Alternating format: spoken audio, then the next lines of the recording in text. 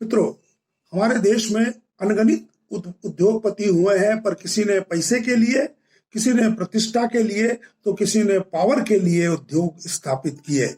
जमशेद जी नुसेरवान टाटा अकेले उद्यमी हैं जिन्होंने जो कमाया वह समाज को लौटा दिया। तो ऐसा बंदोबस्त भी कर गए कि टाटा ग्रुप भी समाज से जो ले उसे कई गुना करके समाज को लौटाए। टाटा ग्रुप आज 136 बिलियन डॉलर का कारोबार करता है, पर देश के कुबेरों की सूची में अंबानी है, अदानी है, बिरला है, नहीं है तो कोई टाटा। तो आइए दोस्तों जाने जमशेद जी टाटा को, जो कहते थे to be a leader you have to lead human beings with affection. Gujarat के नवसारी में एक पारसी परिवार में सन 1839 में जन्मे जमशेद जी टाटा 14 साल की उम्र में मुंबई आ गए थे। यहाँ उनके पिता नुसेरवान जी बैंकिंग और ट्रेडिंग करते थे। जमशेद जी ने इंग्लिश लिटरेचर के साथ ग्रीन स्कॉलर की डिग्री प्राप्त की। अपने पिता के एजेंट बनकर हांगकांग में उन्होंने एक ट्रेडिंग फर्म स्थापित की। 1865 में वे इंग्लैंड गए। वहां उन्होंने कॉटन मिल्स देखी। भारत में भी मैनचेस्टर जैसा कपड़ा बनाने के संकल्प के साथ वे स्वदेश लौटे।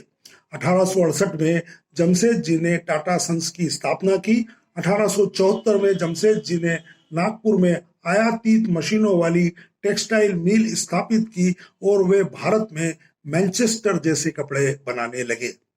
मित्रों, ब्रिटेन में ही जमशेद जी ने देखा था कि औद्योगिक क्रांति ने मैन्युफैक्चरिंग का तौर तरीका बदल डाला है। गुलामी के कारण भारत ने औद्योगिक क्रांति को मिस किया है।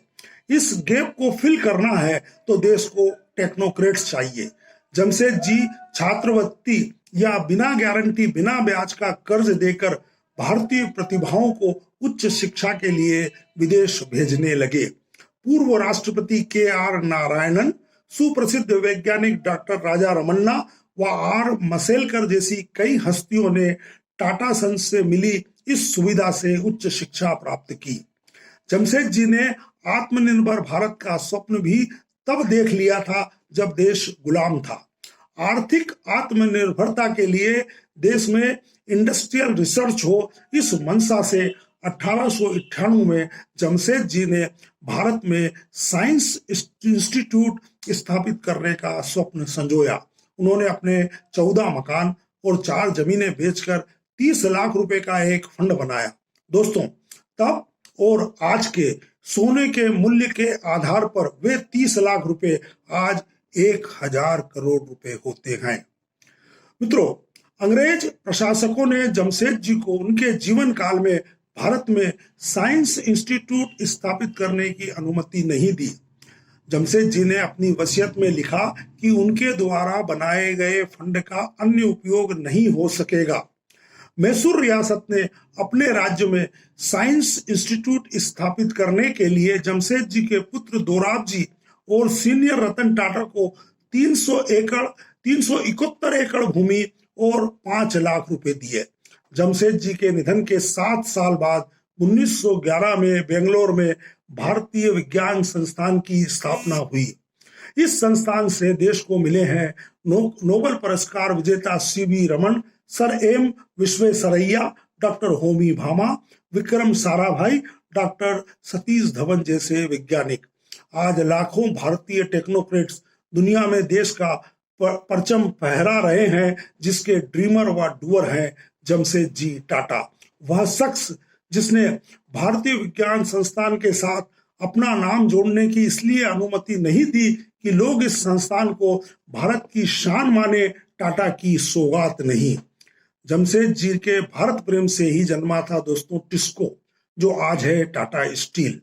1878 में पेरिस में एक अंतरराष्ट्रीय प्रदर्शनी में जमशेद जी ने भारत के पुरातन शस्त्रों की प्रदर्शनी देखी तो वे दुखी हो गए। जिस देश में 1600 साल पहले जंग न लगने वाले इस्पात से कुतुब मीनार से भी ऊंचा लोह स्तंभ बना लिया था, वहां आज इस्पात नहीं बनता है। टाटा भारत में स्टील बनाएंगे, इस संकल्प के साथ 1890 से 1902 में जमशेद जी कई बार विदेश गए। वहां उन्होंने इस्पात बनाने की टेक्नोलॉजी का अध्ययन किया, वहां से विशेषज्ञ लाए। 2 सितंबर 1911 को सिक्ची में टाटा के स्टील संयंत्र में पहली भट्टी प्रज्वलित हुई। प्रथम विश्व युद्ध में टिस्को के इस्पात से बनी रेल लाइन से मेसोपोटामिया में मित्र देश विजयी हुए। युद्ध की समाप्ति के बाद वायसराय लॉर्ड चेम्सफोर्ड खुद सिक्ची आए। यहाँ एक समारोह में उन्होंने कहा, 10 साल पहले जहां केवल झाड़ियां और जंगल थे, आज कारखाने हैं। यह स्वर्गीय जमशेदजी टाटा की दूरदर्शिता और साहस से संभव हुआ है। आज के बाद सिक्ची जमशेदपुर के नाम से जाना जाएगा। जमशेद जी बिजनेस टूरिस्ट थे।